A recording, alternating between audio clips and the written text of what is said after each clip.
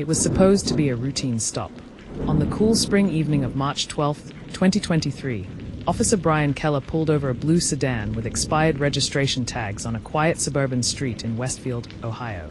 The driver, 28-year-old Marcus Hall, a young black father of two, had just finished a late shift at the warehouse where he worked. He was minutes from home. The bodycam began recording the moment Officer Keller stepped out of his patrol vehicle. It captured everything: the flashing lights, the crunch of gravel under his boots, and the audible sigh Marcus gave as he pulled to the side. "Evening, sir. License and registration, please," Keller said, his voice neutral. Marcus complied, though his hands visibly trembled as he handed over his ID. "Is there a problem, officer?" he asked. His voice was steady but uncertain. The interaction seemed calm at first, until backup arrived. Another cruiser pulled up behind Keller's, and Officer Jessica Marlowe stepped out. Her tone was less measured. "Step out of the vehicle, sir," she barked. Marcus hesitated. "Why? I just got off work. I'm almost home." What happened next would be dissected in courtrooms, newsrooms, and living rooms across the country. Officer Marlowe opened the door. Marcus stepped out. Confusion, then escalation. Words became shouts. Hands reached. A scuffle. Then, the final blow. Officer Keller struck Marcus in the back of the head with his flashlight. Marcus crumpled to the pavement, unconscious. The bodycam never blinked. The ambulance arrived within minutes. Marcus lay motionless, blood pooling around his temple. Officers stood nearby, silent, their breath visible in the cold night air. Paramedics worked furiously. CPR. A neck brace. A stretcher. He was alive, but barely. Marcus was rushed to Westfield General Hospital. His girlfriend, Tara James, arrived 20 minutes later, screaming his name in the ER hallway. She had been on a video call with him just before the stop. The police report described Marcus as non-compliant and aggressive. The bodycam told a different story. Chief Raymond Sutter issued a brief press statement the next morning. "An internal review is underway. We asked the public to remain patient." But patience ran thin. The footage had leaked. Within 24 hours, the video was everywhere. Cable news. Social media. Hashtags exploded. #Justice for Marcus. What was captured live had ignited a fire. The court of public opinion had already convened. Marcus Hall wasn't a suspect. He was a survivor. He grew up in a working-class neighborhood in Dayton. Raised by a single mother, he spent his teenage years dodging the same traps that caught many of his peers. Instead of gangs, he chose grades. Instead of crime, he chose community. Marcus earned a GED, enrolled in a trade program, and took up a job at a furniture warehouse. He dreamed of becoming a mechanic. He loved sneakers, late-night movies, and, most of all, his kids. His son, Malik, was 5. His daughter, Layla, had just turned 2. He wasn't perfect. Who is? He had a few run-ins in his youth. But those were behind him. He had something most people forget to look for in headlines: a future. Until one moment shattered it. By the second day, millions had seen the footage. It wasn't the first time America had witnessed such violence through a lens. But this time, the detail was chilling. The camera caught Marcus saying, "I just want to go home." He said it twice. The flashlight struck on the third. News anchors debated protocol. Commentators clashed. Protesters flooded downtown Westfield. Black Lives Matter organizers arrived. So did the counter-protesters. Online, conspiracy theories brewed. Was it staged? Was Marcus reaching for something? The angles, the lighting, the sound, all paused frame by frame. But no angle excused what happened. Not to Tara. Not to Malik. Not to Layla. Westfield police had seen scandals before, but none like this. Officer Brian Keller had served 10 years. A clean record. Accommodations. Community outreach awards. But beneath that polished resume lay complaints, small, dismissed ones. Aggressive stops. Unnecessary force. Intimidation. Internal Affairs had opened 4 informal cases against him in 5 years. None stuck. Officer Marlowe was newer, just 3 years on the force. Tough, by the book, but known to escalate quickly. Together, they were trouble waiting to happen. Chief Sutter placed both on administrative leave. The union stepped in. The city braced. Tara James refused to be silent. She spoke outside the hospital, her voice cracking. "My babies don't know if they'll see their daddy again." All he did was ask why. "That's not a crime." When Marcus slipped into a coma, Tara posted daily updates on social media. Photos of them holding hands in the hospital. Videos of Malik drawing cards for his dad. A GoFundMe campaign soared past $400,000. News crews camped outside her home. She appeared on national talk shows. But with every appearance, she repeated the same message. Watch the video. See for yourself. Then tell me this was okay. Her pain became the people's outrage. The Ohio Bureau of Criminal Investigation took over the case.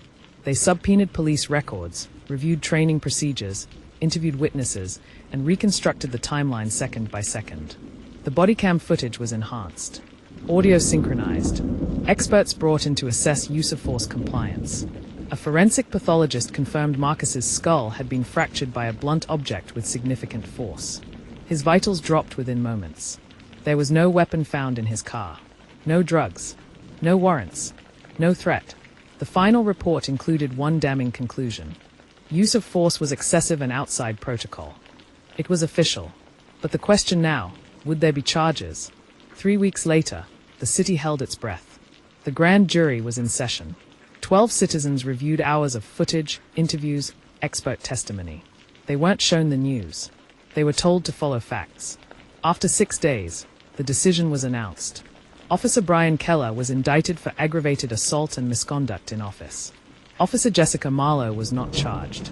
Reaction was swift and divided. Some called it justice. Others said it wasn't enough. Marcus was still in a coma. Tara wept as she addressed the media. It's a start, but we want full accountability. His not waking up for a misdemeanor. The trial began 5 months later. National outlets sent correspondence. Protesters camped outside the courthouse. Inside, Keller's defense claimed he feared for his safety. Claimed Marcus reached for something. Claimed tunnel vision. The prosecution played the footage again and again. The jury watched Marcus raise his hands. They heard him say, "I just want to go home." Then the sound of metal striking skull. Medical experts testified about the damage done. Tara took the stand. So did Malik. He told the court, "I just want my dad to wake up." The courtroom fell silent. It took the jury 11 hours. The courthouse was packed. Reporters, activists, officers, family. On the charge of aggravated assault, we find the defendant guilty. Keller didn't react. Neither did Tara. She was holding Malik and Layla in her arms. Both asleep. The judge revoked Keller's bail. Sentencing was scheduled for the following month. Outside, crowds erupted. Cheers. Cries. Chaos. Some said it was justice. Others said it was the bare minimum. But for one night, the community stood together. The question remained, would Marcus ever wake up? The courtroom was silent as the judge read the sentence. Officer Brian Keller, for the charge of aggravated assault, you are hereby sentenced to 6 years in a state correctional facility. Gasps echoed through the room. 6 years. Tara's expression didn't change. She had prepared herself for disappointment. She knew the system. Outside, reactions were furious. Some saw it as accountability. Others as another slap on the wrist. Tara held a press conference afterward. It's not justice, but it's acknowledgement. My kids will grow up knowing the truth, even if the courts only half saw it. Westfield wasn't the same. Protests lingered for weeks. Marches turned into vigils. Graffiti covered walls downtown. Murals of Marcus's face with the words, "I just want to go home." Businesses closed early. Police presence grew. Tensions boiled. The police department began internal reforms. New training, bodycam audits, public accountability sessions. But many saw it as too little, too late. Meanwhile, Tara tried to maintain normalcy for Malik and Layla. Therapy sessions, school pickups, quiet evenings beside Marcus's hospital bed. But every beep from the machines reminded her the fight wasn't over. Marcus remained unresponsive. Doctors called it a prolonged disorder of consciousness. Brain activity present, but minimal. They couldn't predict recovery. Tara never gave up. She played his favorite music. She brought the kids to visit. She read him news articles and whispered prayers. "Come back to me," she said each night. Days turned to weeks. Weeks to months. Then, something happened. A twitch. A tay. A flicker. Marcus moved his finger. Doctors were cautious. But Tara was electrified. She filmed everything. The small movements. The eye flickers. The finger squeezes. "Say hi to Daddy," She'd tell the kids on video. He's listening now. Speech therapists, neurologists, physical therapists, an entire team mobilized. Marcus was not fully awake, but he was fighting his way back.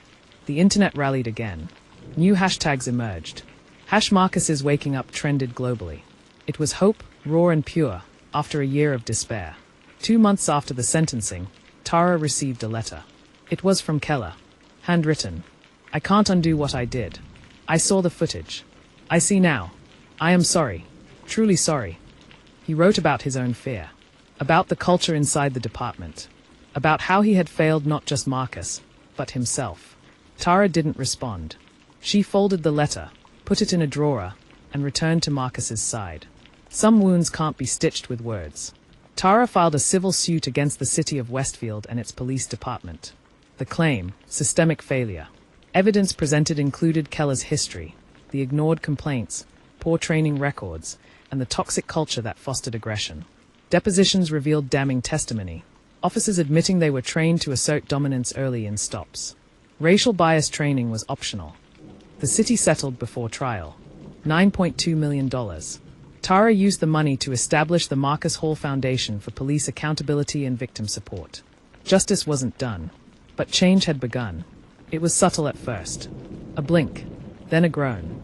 Marcus opened his eyes. He didn't speak. He didn't sit up. But he looked at Tara and tried to smile.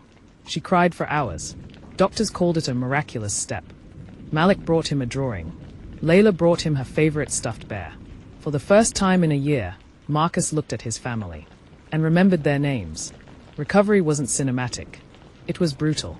Speech therapy, physical rehab, memory exercises. Marcus had to relearn how to hold a spoon, how to write his name, how to sit up without support. But every day, he tried. His first full sentence was to Tara. "I dreamed of you." They posted a video on the Foundation's social page. It went viral. Celebrities reshared it. Donations surged. "I thought I was going to die. I didn't know why they were so angry. I just wanted to go home." He recounted what he remembered. The fear, the confusion, the blow. He didn't name Keller. He didn't need to. Marcus's calm demeanor stunned viewers. There was no rage, just a desire for truth. And accountability. Marcus began attending town halls and community forums.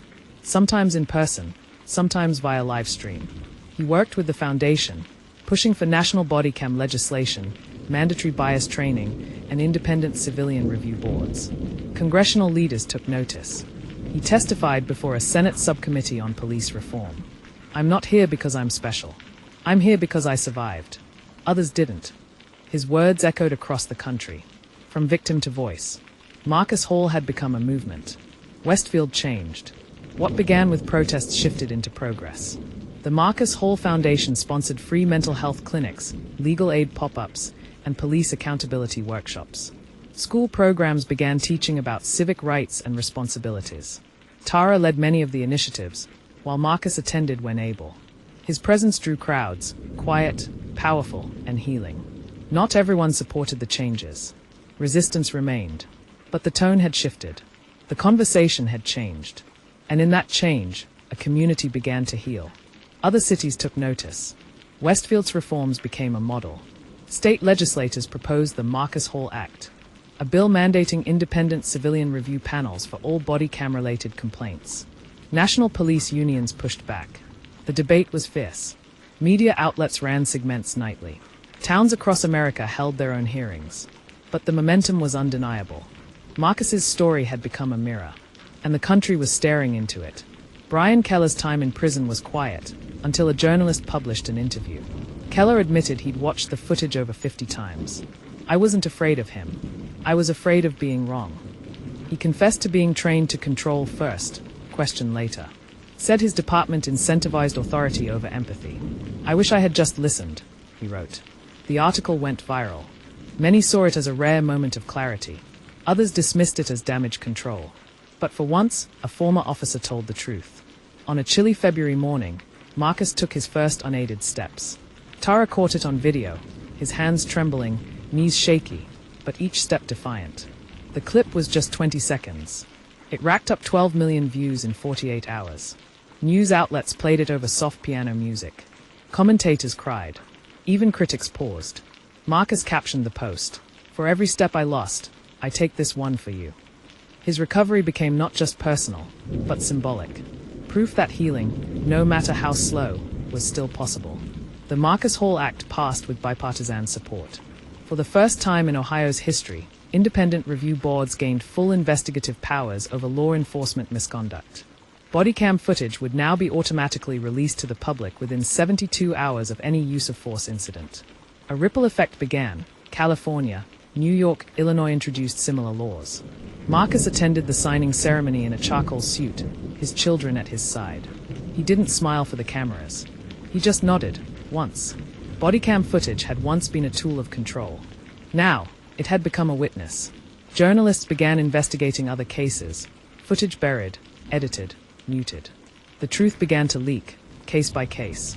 Tara's foundation launched a project called Behind the Lens, compiling and analyzing bodycam footage across the country. Patterns emerged: abuse, fear, silence. But also bravery, restraint, empathy. The camera, like any tool, depended on who wielded it, and who was willing to watch. 2 years after the incident, Marcus returned to the same street where it all began. The spot was marked now. A small bronze plaque beside a young oak tree. Hey, truth was seen. Let it never be ignored again. Marcus stood there for a long time. Tara held his hand. Malik and Layla played nearby. No cameras. No speeches. Just silence. And breath. And peace. That night, Marcus tucked Malik into bed. "Will they ever hurt you like that, Daddy?"